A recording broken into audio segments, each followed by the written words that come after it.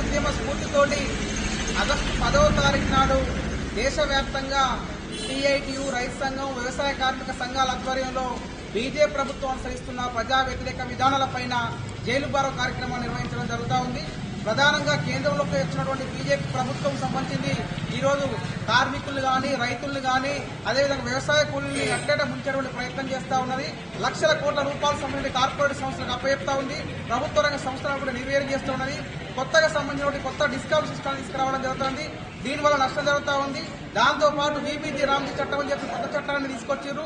పాత ఉన్నటువంటి జాతీయ గ్రామీణ ఉపాధి హామీ చట్టాన్ని రద్దు చేయడం జరిగింది. ఈ రకంగా రైతులకు 38 సంబంధించినటువంటి కార్మిక చట్టాన్ని రద్దు చేస్తూ 4 లేబర్ కోడ్ తీసుకురావడం జరిగింది. కార్మిక సమస్యలపైన, రైతుల సమస్యలపైన, వ్యవసాయ కూలీల సమస్యలపైన దేశవ్యాప్తంగా పెద్ద ఎత్తున ఆందోళన చేయాలని చెప్పి స్ఫూర్తితోటి కేంద్ర ప్రభుత్వంలో భాగంగా ఆగస్టు 10వ తారీఖున కలెక్టర్ ఆఫీస్ ముందు ధర్నా నిర్వహిస్తున్నాం. ఈ ధర్నాకు ఈ ప్రాంతంలోని ప్రజానీకం, కార్మికులు, రైతులను కూడా అధిక సంఖ్యలో పాల్గొని జయపాలు చేయాలని విజ్ఞప్తి చేస్తూ ఉన్నాం. సంపద వ్యవసాయ కార్మిక సంఘం జిల్లా ప్రధాన కార్యదర్శి కరీంనగర్.